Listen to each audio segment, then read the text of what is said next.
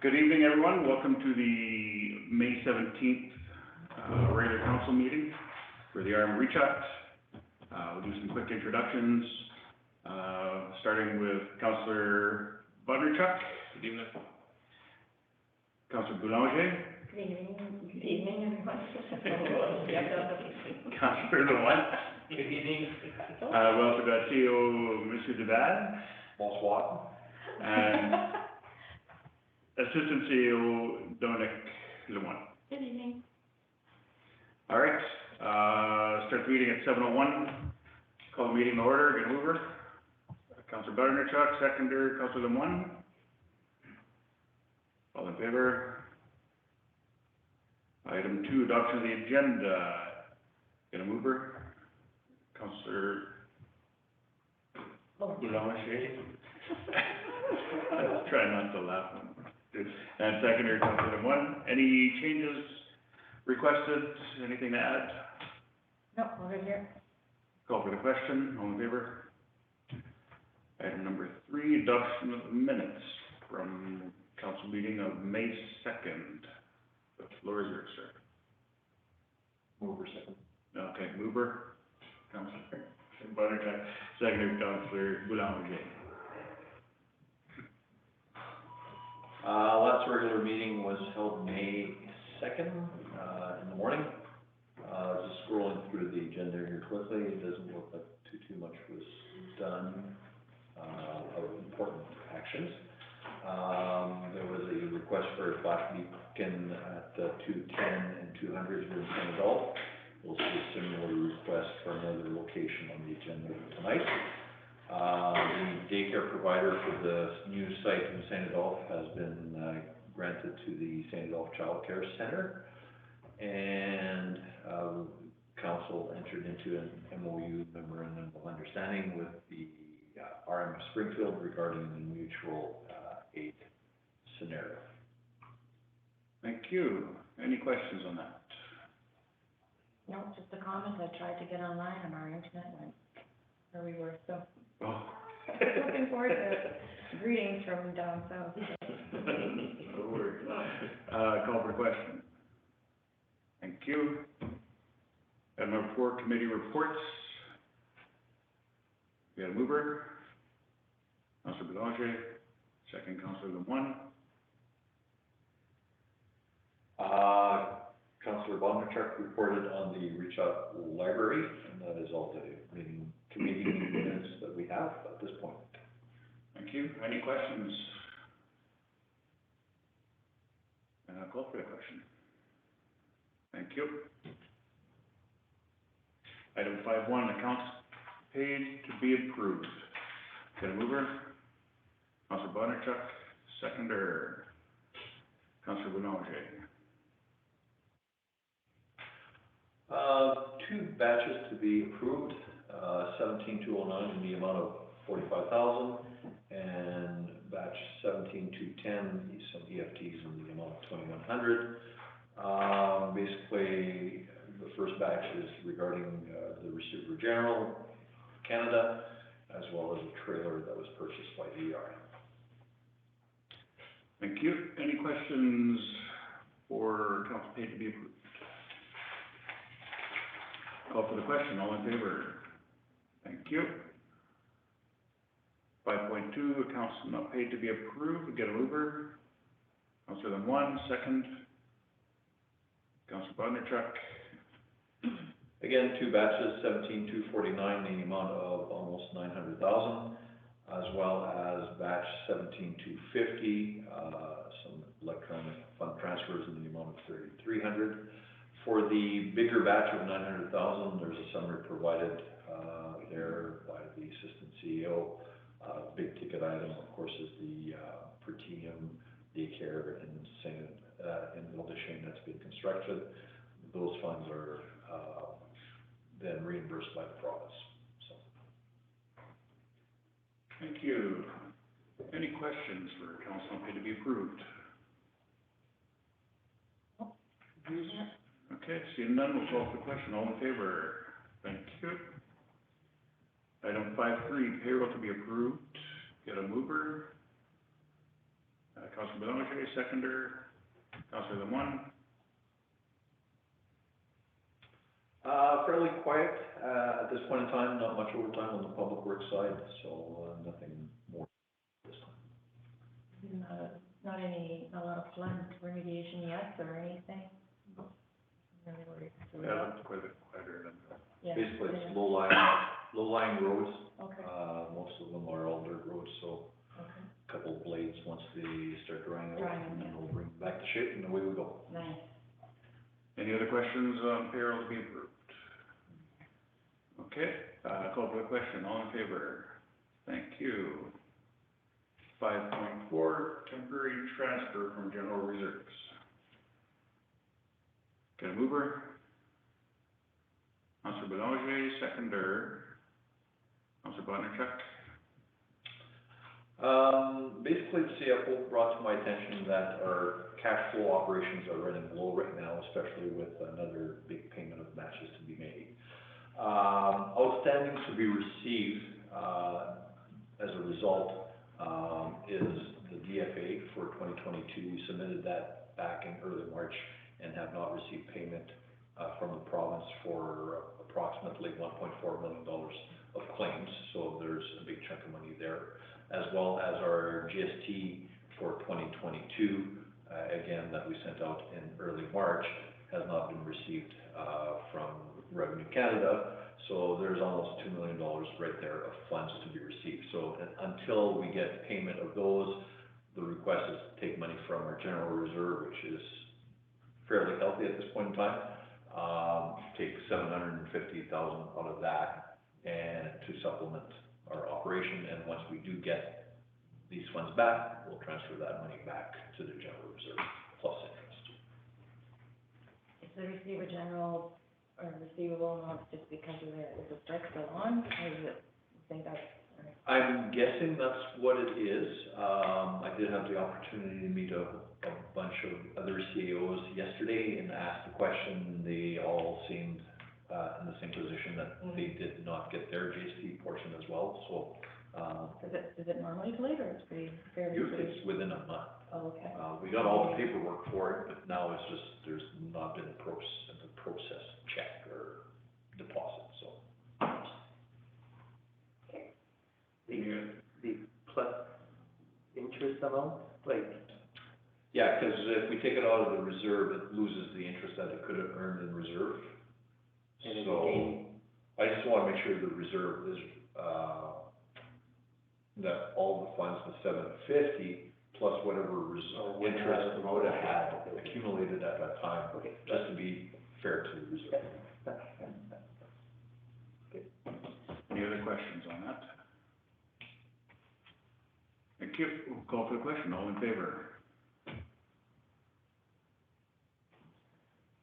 Item 6.1, delegation. Mr. Guy Saint-Hilaire, you can have a seat, sir. I think Dominic's got some pictures for us to see from you as well. Okay, first of all, good evening, everyone. This evening, I'm submitting a proposal for your acceptance, the relocation of the existing dike on our property, River Lot 551 and 553.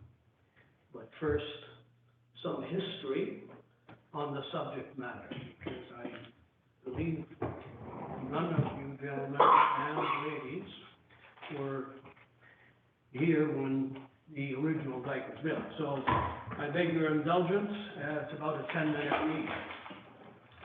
In the early 2000s, prior to the foregone picture.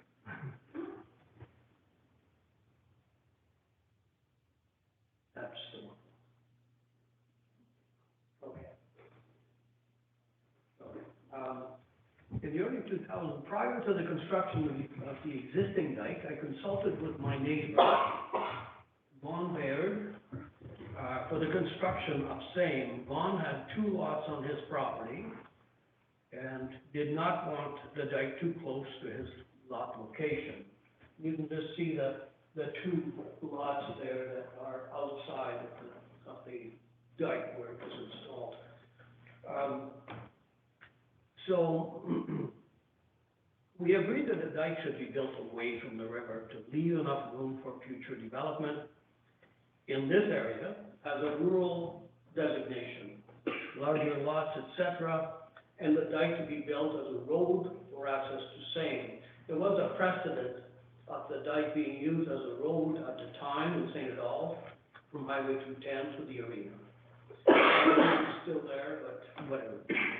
We negotiated with the provincial representatives, representatives, where and how this was to proceed with all parties in agreement. We were given 4 approaches to our property, southeast of the dike road. And on March 4th, 2004, we applied for 5 lots on the east side of the dike road on River Lot 553. We had the blessing of the RM, the MRPD at the time, with a first and second reading, which passed with no objections. The chairman of the MRPD at the time, Doug Dobrowolski, assured us that the application would go through. When this application was brought to the Minister Scott Smith's attention, the Minister declared that there were too many applications for subdivision in the MRPD and issued a directive to reevaluate the Planning Act. Bylaw 210 draft plan was formulated by the Lombard Group, headed by Dave Polypeski, now deceased unfortunately, was in charge, and Dave consulted with us to discuss our position as stakeholders for the draft of this new bylaw 2-10. Dave and his group established a section of property called Environmental Policy, which was colored green, and you can see it on the map there, on the existing bylaw 210, in our case, map 7. There were minimal references to environmental policy, green areas, written into bylaw 210. The bylaw stated that development should be discouraged in flood zones areas, but the Lombard Group left the door open, so to speak, for exceptions, provided that the development criteria was met regarding the development. Under bylaw 210, 3.1.8, we met all the conditions of the criteria. Our application at the time was nevertheless denied under duress. This information then confirmed to me verbally by then Mayor of the RM, but I won't get into particulars at this time out of respect for Bob Stefani, as he told me this in confidence. Today, MRPD and the province are in the process of redrafting a new bylaw 2-22, as some of you know. The draft has removed the section wording 3.1.8 in its entirety.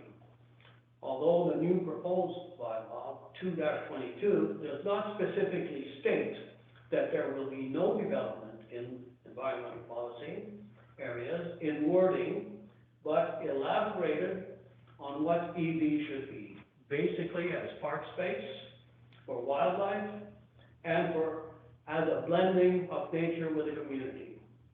Basically stating in not so many words in the draft that there will be no development in the southeast side of the dike road on our property. As a matter of fact, at the hearing held in Sanford, Ms. Carrie Schultz, senior planner of WSB, stated unequivocally that the province would never accept any development or building southeast of the dike road. The draft has removed any possibility of exceptions in its intent. We had requested from MRPD a reduction of the lands labeled environmental policy on our property, namely 160 feet of flat land next to to our property, on our property. Our request was denied, stating that our request was for all of the property east of the dike and would not be changed in its environmental policy designation as per MRPD Resolution 2021-101. I repeat, again, this was not what we had asked for. Yet the MRPD provincial authorities have approved the removal of River Lot 547, as you can see in little white space there, of the environmental policy designation. This property, abutting our property, south of us, as depicted on the map, has two titles, one with a home, the other one's vacant. We did not object to this, but only mentioning for the purpose of fairness. So we are left with literally the expropriation of our property, over 18 acres of land that we once farmed, and now to be deemed park land area under the guise of environmental policy. This is not because it's useless land or swampland. The elevation speaks for itself. The riverbank is well treated, as you can see, thus minimizing the erosion under high water conditions. And furthermore, the river is relatively straight, starting from River Lot 547 all the way to 557. I've flown over this area many times, and there's very few places that the river is that straight. It just meanders like a snake all the way. Anyone that has spent the time to examine, and I say that because, you know, the straightness of the water minimizes the erosion, and so does the trees. Anyone that spent the time to examine this information would agree that some part of this land is suitable for rural residential. Rural residential has recently been allowed in much more flood-prone areas within the MRPD. This shuts the door, in fact, if not in wording, that we will ever be able to develop this land. Which brings me to the subject matter of my presentation to you today. I, on behalf of Jardin Holdings, am requesting the support of the Richot Council, our elected representatives, to petition the province for the relocation of the dike and the waterworks area, 160 feet to the south of its present location on RL 553 and 551, coinciding with the KGS dike upgrade for the town of St. Gallen. Considering what we are up against for the acceptance of the development of our property as rural residential outside the dike, we find ourselves with no other option but to request for the dike to be moved onto this 160 feet area of flat land, thus providing for the expansion of the future development of the inside of the flood protected system of St. Gallen to recapture some very usable property. The concept design that we have for the development of the property lends itself very well to the addition of an extra 24 lots should this dike road be moved, accepted by the province, all within the dike protection system of the future development. So as you can see, basically, if we gain that space, then we just add more housing along these two legs, which means basically 1, 2, 3, 4, 5, 6, 7, 8 times 3. So anyway, the concept, okay, repeating myself here. I would estimate the dike road designation to a basic dike system. It would eliminate the designation of the dike road to a basic dike.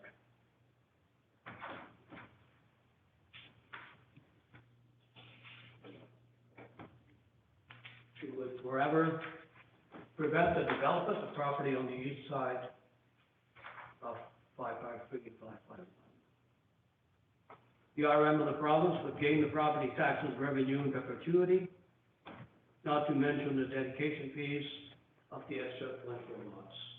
If we and Von Baird, now deceased, and ourselves have erred in the past due to our decision for the location of the lake and the road, it was with the blessing of the RM and the province at the time.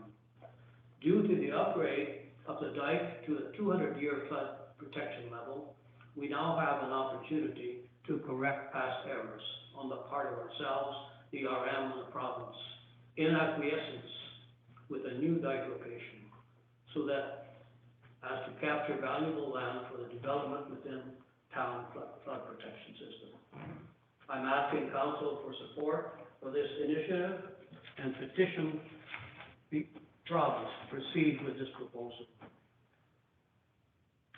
There's something in this proposal for everybody, and it's a win-win as far as I'm concerned. Thank you for your attention, and I'd be glad to answer any questions that you may have. Thank you, Mr. St. Hilaire. So you're proposing moving the dike east and south-ish, 160 feet? That's right. If you, can you bring me back to the picture of, that's what is it? No, that's it. No, that one. Okay. Yes, you can see where the dike is now. It's got partial gravel Yeah. and, you know, So it'd go around your house then? no. No? Okay. Looking at the plan there. Basically, Someone touch the dike, I'm not gonna touch it. The dike comes over here. Yeah. Yeah. Lines around here. The dike structure could easily be moved on this side. Oh, You know, it's not far away. The dike, for the dike, they own 73 feet, I believe, and for the water control works is 90-something feet. So, only the dike has to be moved, but the waterworks would also have to be moved also. So, into this area, oop, I touched it. And then it would free up this property for the future development of this town, of the dike. so not your piece of property? Pardon me? So not your piece of property? Well, basically, what would happen is that the province owns that property, the waterworks and the dike. It would just be transferred, the ownership would be transferred on the other side.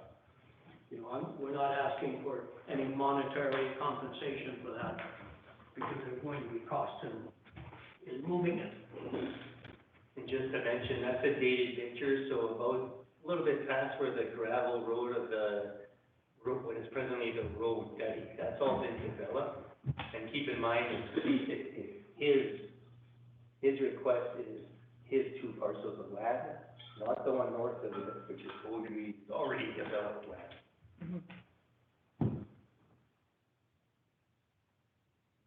And it would still be the existing tree line you have just to the east of the road dike. To move it 160 feet, you'd be about there. Well, the dike would end up on this side. Okay. Right now, starting from here to here, that's all developed. That's developed. That's an older picture. Yeah. I don't fly anymore. Any other questions for Mr. St. Hilaire at this time? I was always curious there when, in discussion, that still leaves how many feet to the riverbank about? Oh, well, the riverbank basically, it varies as you can see. It's all the bush area. It's, I don't know if you can see that cottage roof there, little green space. Okay, in the back of that, to the river's edge in the summertime, is about 150 feet, at least that. And And it gets long. it gets more and more as you go north.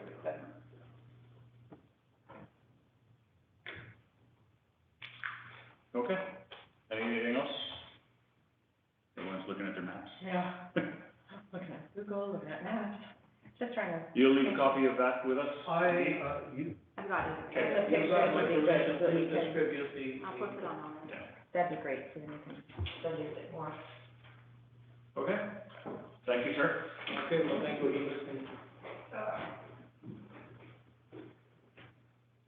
Moving on, item 711, flashing beacon request for 311 and 200. Get a mover. Councilor Lemoine. Councilor Bonnerchuck.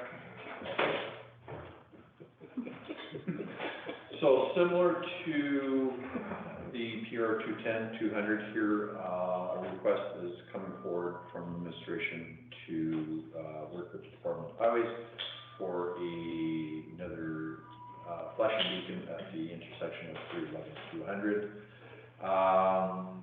There is the Whitetail Meadows that is immediately on the other side, and apparently from the owner, there's been many, run-throughs or drive-throughs that, have occurred. I believe the Department of Highways have since put in rumble strips. There's But, I think, an indicator early on is what is being requested. Any questions, comments on that? No, good idea. Call for the question, all in favor? Thank you. Item 712, CCDC 2 contract, project 22-008 RM office addition. Get a mover. Councilor Boulanger, seconder. Councilor Lemoine. Right, can't quite remember the exact date when the tender, closed for the office expansion project here. But we did receive 4 tenders. Of the 4, Pretium Projects Limited was the lowest bid at about 2.6 million. Slightly higher than our anticipated, budget of 2.4, 2.5, but we are using the 2.4, 2.5 are the original numbers back from 2-3 years ago. And of course, due to inflation and everything going on in the world, I think we're very fortunate to have a 2.6 number, come forward. I think part of that is also because Pretium is also working on the daycares, both in Île-des-Chênes and St. Adolphe, that there will be equipment available and less mobilization and stuff like that. So, the contract is a standard, CCDC 20 contract that the architects have provided us. At the current time, they are reviewing the construction drawings. So once that's done, we anticipate maybe having shovel-ready ground, end of May. That's in 2 weeks, right? They know it's in 2 weeks. Any questions from council on that? Just curious, does the municipality have the option to recoup some of the GST or is this? 100%. Yes, this is net of GST. Oh, okay. Well, yeah, the 2.6 plus GST, but the GST we recoup 100% of it.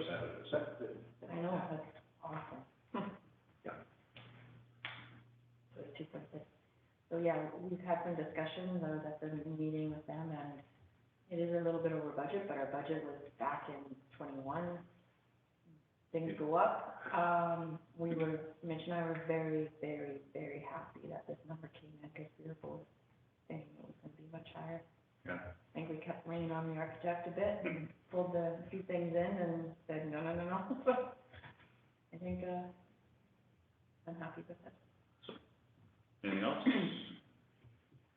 We'll call for the question, all in favor? Thank you. Just note for council, we will have a press release ready for tomorrow regarding this, contract and the announcement. Thank you. Item number 10, adjournment, get over. Councilor Lemoine, seconder, Councilor Boulanger. Any final thoughts? Call for the question. Thank you. Have a great evening, everyone, and you can stop recording.